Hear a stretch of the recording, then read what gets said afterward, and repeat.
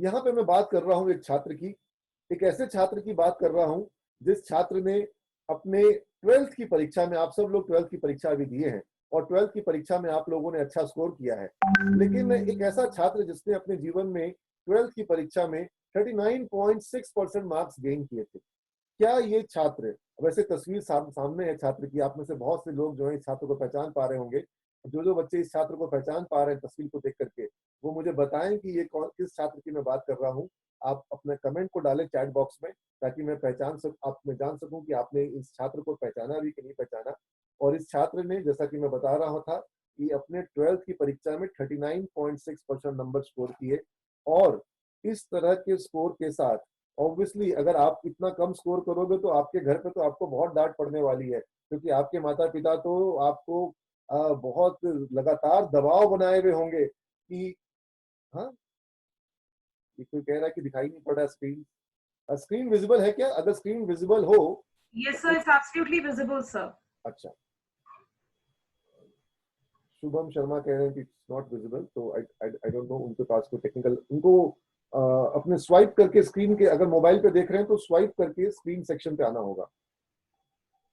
ठीक है, तो somebody is saying, sir, talk about police. So I'll talk about the government jobs also. I'll definitely talk about various government job opportunities.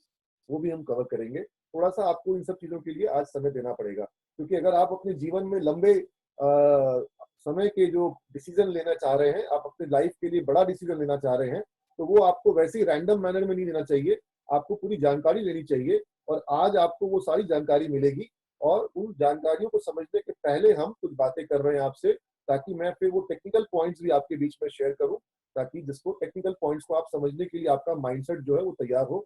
सबसे पहले जो आपके दिमाग में बात आती है वो आती है अक्सर कि आपके कितने मार्क्स हैं। आप अपना सारा डिसीजन अपने मार्क्स के बेसिस पे लेते हो। अगर अभी आप में से ज्यादातर बच्चे यही सोच के बैठे हो कि सर अभी क्या डिसीजन लें, अभी तो पता ही नहीं है कि नंबर क्या आ रहा है। जब तक ये नहीं पता हो कि मेरा नंबर क्या है, मैं कैसे कोई कोर्स का चुनाव कर पाऊंगा, मैं कोई कैसे कोर्स चुन पाऊंगी, मैं कैसे कोई कॉलेज का चुनाव कर पाऊंगी। तो ये आपके मन में जो भावना आ रही है, आप अपने आप को डिफाइन करते हैं नंबर से। बेटा, आप अपने आप को अपने नंबर से डिफाइन करोगे। आपका जीवन में आपकी पहचान आपके नंबर से होंगे। और जिस व्यक्ति की मैं बात कर रहा हूं, उस व्यक्ति को आप में से अभी तक किसी ने सही से नहीं पहचान पाए। कुछ लोगों ने जवाब दिया, उनका गलत जवाब उन्होंने दिया है। ये व्यक्ति हैं हमारे सिर्फ देश के नहीं, ये पूरे विश्व में एक महानतम हस्ती, जिसने पूरे की पूरी दुनिया को जागृत किया, पूरी की पूरी दुनिया को चार्जअप किया, उनको मोटिवेट किया, और जो लोग जिनके अंदर हिम्मत की कमी हो रही थी उनको खड़ा किया, और पूरे भारत में आंदोलन खड़ा किया। मैं बात कर रहा हूं महात्मा गांधी की। एक ऐसा व्यक्ति जिसके जीवन में जिस तरह का सच्चरित, जिस तरीके से जिसके जीवन में एक एक संकल्प शक्ति थी, उस संकल्प शक्ति वाले व्यक्ति को अगर मैं उसको डिफाइन करूं उसके 12th के मार्क्स से, तो ये बहुत ज्यादती होगी। और अगर वहीं पर उसको कह दिया जाता कि भाई तुम्हारा तो जीवन में कुछ हो नहीं सकता है, तुमने नंबर नहीं लाए 12th में, तो आप समझिए कि जो व्यक्ति के 12th में नंबर इतने कम आए, वो व्यक्ति आगे जाकर के पढ़ाई में भी बहुत अच्छा किया। उन्होंने बैरिस्टर की पढ़ाई करी, और वो छात्र जो हैं वो आगे जाकर बहुत अच्छे बैरिस्टर बने। उन्होंने लंदन से जाकर के पढ़ाई करी, और ना केवल वो अच्छे छात्र थे, उनका उनकी जो जो जो रीडिंग थी, जो उनकी जो राइटिंग थी, वो भी बहुत ही उत्कृष्ट दर्जे की हुई। पूरे विश्व आज उनको पढ़ता भी है, उनको अप्रिशिएट भी करता है। और जो उनका थॉट प्रोसेस उन्होंने पूरी दुनिया को दिया, दुनिया उस थॉट प्रोसेस से बहुत दूर नहीं जा सकती है। अगर दूर जाती है तो वापस उसे लौट करके एक गांधी के थॉट प्रोसेस पे आना पड़ता है। तो फिर आप समझिए कि आप कैसे अपने 12th के मार्क्स से, तुम जाके पापा मम्मी को बोल देना कि मम्मी नंबर कम आएगा तो ये मत समझ लेना कि मैं जीवन में कुछ अच्छा नहीं कर सकता, कुछ बड़ा नहीं कर सकता। नंबर मेरे कम भी आएंगे, लेकिन हो सकता है कि जो मुझे करना है, अगर मुझे कुछ बड़ा करना है तो मैं बड़ा कर सकता हूँ। मेरे नंबर मुझे रोक नहीं सकते, मैं नंबर के अपने आश्रित नहीं हूँ। ये आपके अंदर में पहली भावना आज मैं देना चाहता हूँ। इसको आप लोग जब भी गांधी जी को देखेंगे, और गांधी जी को तो आप अक्सर देखते हैं ना, जो आपके घर में जो करेंसी नोट्स हैं, आपके जेब में जो जो नोट है, उस नोट में चाहे वो 10 रुपए का नोट हो या 2000 का नोट हो, उसमें आपको महात्मा गांधी दिखाई पड़ते हैं। याद रखना कि महात्मा गांधी अपने 12th के खराब परफॉर्मेंस पर रुके नहीं थे। वो अपने जीवन में बहुत आगे बढ़े, academically, professionally, as a leader, as a individual. तो आपको समझना होगा कि जीवन में आपके मार्क्स ही सब कुछ नहीं है। और अब मैं एक दूसरे बच्चे की भी यहाँ पे आपके सामने उदाहरण रख दूं। इस बच्चे को आप पहचान जरूर रहे होंगे, क्योंकि ये आपके समकालीन है। आप इस बच्चे को जरूर पहचान रहे होंगे। आप में से जो भी लोग इस बच्चे को पहचान रहे हैं, वो जरूर बताइए कि ये छात्र कौन है जिसकी मैं बात कर रहा हूँ आपके सामने।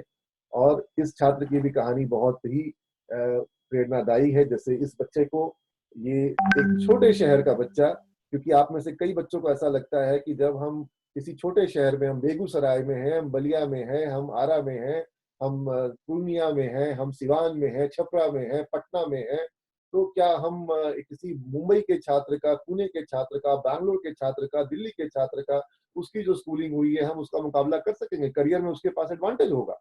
जो बाहर के बड़े शहरों के जो छात्र हैं, जो कोई लंदन में पैदा हो रहा है, जो कोई न्यूयॉर्क में पैदा हो रहा है, उसके पास एडवांटेज होगा। I don't know. आज धोनी जो है वो पूरी दुनिया में एक बहुत बड़ी पहचान है। और मैं यहाँ पर तस्वीर जो मैंने लगाई है, बिल्कुल सही कहा। दो तीन छात्रों ने सही बिल्कुल गेस किया है। सोनू यादव हैं, अनुज हैं, और कुछ ओप्पो नाम आ रहा है। तो ये सभी जितने भी लोगों ने गेस किया, बिल्कुल सही। महेंद्र सिंह धोनी छोटे शहर से, लेकिन पूरे देश का प्रतिनिधित्व किया, पूरे देश को गौरव के लिए उन्होंने अवसर दिया। और धोनी ने ये सफलता कैसे हासिल करी, अगर हम उसको समझना चाहें, तो उसका फॉर्मूला ऑफ सक्सेस है। सक्सेस का फॉर्मूला क्या है? सक्सेस का फॉर्मूला, अगर वो सक्सेस का फॉर्मूला आप भी अपना लेंगे, तो आपके लिए भी जीवन में बड़े से बड़े जो लक्ष्य हैं वो हासिल करना संभव होगा।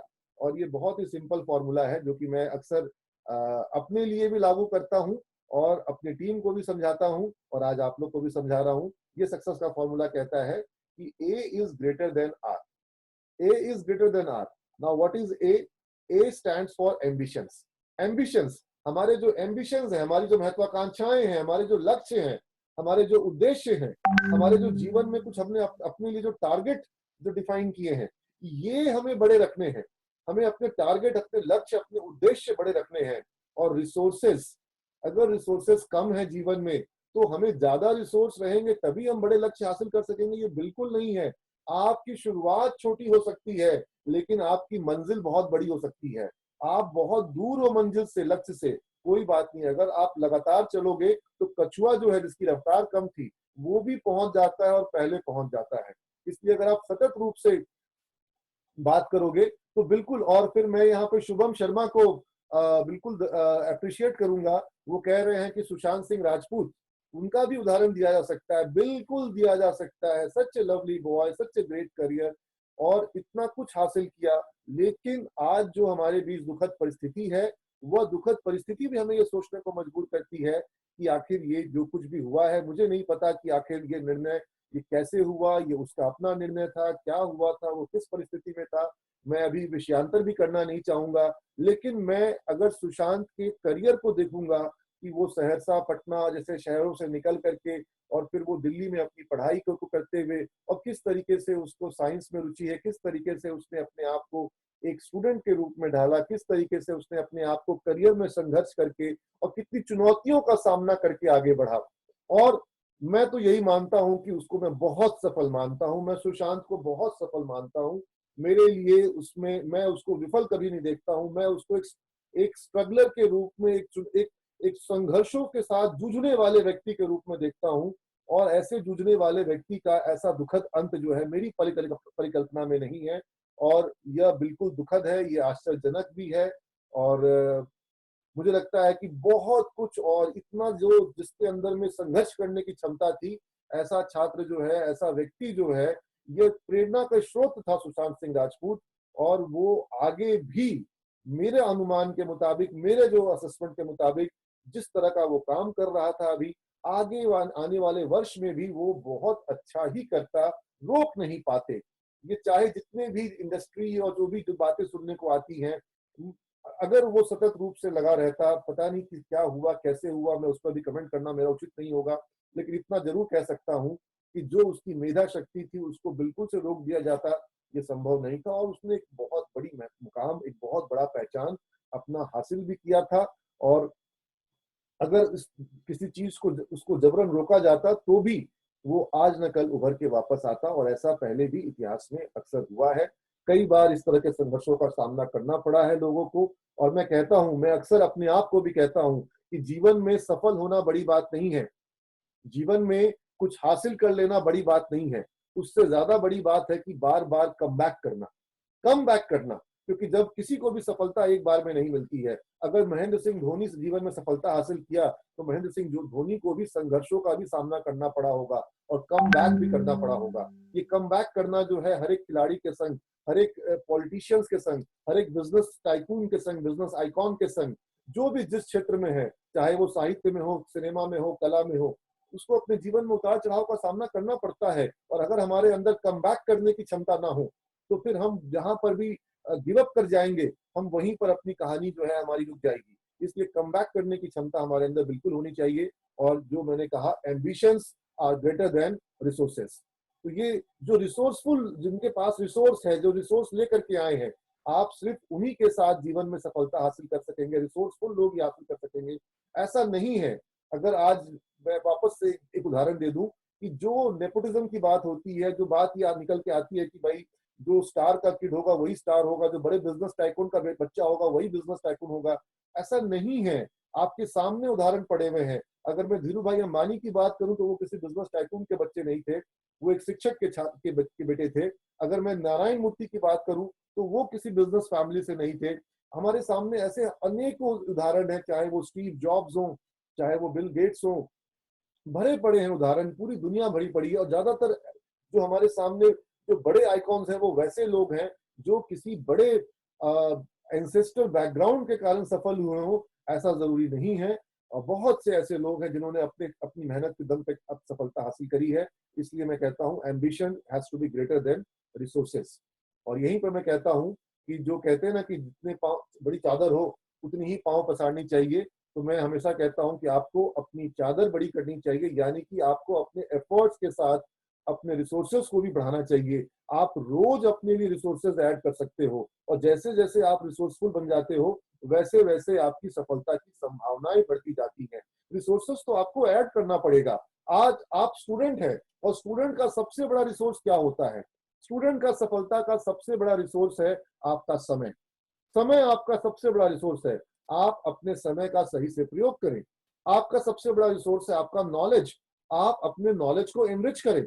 आपका रिसोर्स है आपका ब्रेन। आप अपने ब्रेन को एक्टिवेट करें। यही तो रिसोर्स हैं। इसी रिसोर्स के साथ तो स्टूडेंट सक्सेसफुल होते आए हैं। और बाकी अगर किसी के पास ज्यादा पैसा है और उस ज्यादा पैसे के बल पर वो किसी बड़े कॉलेज में चला जाएगा और बड़ा करियर बन जाएगा, ये नहीं होता है। ये ऐसा कोई हमारे सामने कोई बड़ा बैरियर नहीं है। जो चीजें हम देख पा रहे हैं उसमें बड़ा स्पष्ट है कि जो छात्र अपने समय का सही उपयोग करता है, जो छात्र अपने बुद्धि का, अपने नॉलेज को अपग्रेड करता है, वो छात्र जाहिर रूप से, निश्चित रूप से उसको लाभ मिलता है। ये इतिहास हमारे सामने है और ये हमारे सामने लगातार ये चीजें हो रही हैं। तो रिसोर्सेस को आप बढ़ाइए, अपने चादर को आप बढ़ाइए, अपने समय का उपयोग करिए, अधिक से अधिक उपयोग करिए, अपने बुद्धि का उपयोग करिए। अब आज का एक आखिरी जो ये जो मेरी थ्योरी है मैं आपको देना चाह रहा हूं। इस थ्योरी के साथ हम अपने टेक्निकल सेशन में एंटर करेंगे जहां हम बात करेंगे कोर्सेज की और कॉलेजेस की बात करेंगे। अब ये एक और बच्चे की कहानी। एक और बच्चा, एक ऐसा बच्चा जो अपने पिता को बहुत प्यार करता था, लेकिन करियर के एक ऐसे बहुत ही महत्वपूर्ण मुकाम पर जब उसको अपने पिता की बहुत जरूरत थी और जब वो पिता से बहुत जुड़ा हुआ भी था, तब उसके पिता उसे छोड़ के चले गए। उसे छोड़ के चले गए, दुनिया को छोड़ के चले गए। और एक भारी आघात उस छात्र को लगता है, उस नवयुवक को लगता है। और उसके बाद भी वो नवयुवक किस तरीके से अपने करियर के उस महत्वपूर्ण मुश्किल दौर से आगे बढ़ता है। तो मैं किस छात्र की बात कर रहा हूं, मैं चाहूंगा कि एक बार बच्चे मुझे बताएं, क्योंकि तस्वीर आपके सामने है और आप में से कई छात्र जो हैं, जो जुड़े हुए हैं, वो इस कहानी को भी जान रहे होंगे, वो इस बच्चे को जान रहे होंगे। और इस कहानी के माध्यम से मैं आपको एक मैसेज देना चाहता हूं। मैंने अभी तक 2 मैसेज आपको दिए। पहला कि आप अपने मार्क्स से अपने आप को डिफाइन नहीं करेंगे, आइडेंटिफाई नहीं करेंगे, और इसके लिए आपके सामने महात्मा गांधी का उदाहरण रखा हमने। दूसरा मैंने आपके सामने उदाहरण रखा महेंद्र सिंह धोनी का। इससे कोई फर्क नहीं पड़ता है कि आप सहरसा से हैं, कि आप सुपौल से हैं, कि आप मधुबनी से हैं, कि मोतिहारी से हैं, कि बेगूसराय से हैं, कि पटना से हैं, कि मुंबई से हैं, कि दिल्ली से हैं, कि न्यूयॉर्क से हैं, कि लंदन से हैं।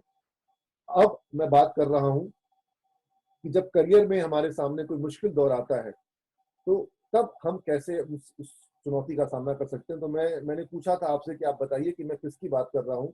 क्या आप में से कोई बता पाएगा कि मैं किसकी बात कर रहा हूँ? प्रयास करिए आप। तो मैं ही डिस्क्लोज कर देता हूं। और मैं यहाँ पर बात कर रहा हूं हमारे भारतीय क्रिकेट टीम के कैप्टन विराट कोहली की। विराट कोहली जब अपने करियर के सबसे सबसे क्रूशियल दौर में थे, जब उनका भारतीय टीम के लिए चयन होने की प्रक्रिया चल रही थी और जब वो एक रणजी मुकाबले में खेल रहे थे जहां पर कई सेलेक्टर्स आए हुए थे, उसी वक्त उनको मालूम पड़ता है, उस मैच के दौरान सुबह लगभग 2 या 3 बजे का समय है, घर से उनके पास फोन आता है कि उनके पिताजी की मृत्यु हो गई है, देहांत हो गया है, वो स्वर्गवासी हो गए हैं। और ऐसे कठिन दौर में ऐसे मुश्किल खबर को सुन करके जब आप सोचिए कि उसके बच्चे के मन पर, उस नवयुवक के मन पर कितनी तरह की भावनाएं आ रही होंगी, कितने तरह के विचार आ रहे होंगे, और वैसे मुश्किल दौर में वो युवा, जब उसकी टीम के लोगों को जब ये बात पता चलती है, उसके कोच को पता चलती है, तो वो उसके जाने की प्रबंध करने की व्यवस्था करते हैं कि कैसे आप वापस जा सकते हैं अपने परिवार में, घर में। और वो युवा बात कहता है कि नहीं, मैं मैच को खेलूंगा और मैं आज के मैच को भी खेलूंगा। और वो उस मैच को खेलते हैं, और न केवल उस मैच को खेलते हैं, वो उस मैच में अच्छा स्कोर करते हैं, उनका भारतीय टीम में चयन होता है, और उसके बाद का पूरी कहानी को आप जान रहे हैं। लेकिन आप समझिए कि दुनिया में ये पहली बार ऐसा नहीं हुआ, ऐसी कहानियां इस दुनिया में भरी भरी पड़ी हैं। वर्ल्ड के ग्रेटेस्ट म्यूजिशियन बीथोवन को कहा गया है। बीथोवन जब जो मोजार्ट प्लेयर हैं, और उनका जो म्यूजिक है, उनका एक बहुत बड़ा कॉन्सर्ट सिडनी के ओपेरा हाउस में होने वाला था, और उस कॉन्सर्ट के ठीक पहले उनको मालूम पड़ता है कि उनकी माँ की मृत्यु हो गई है।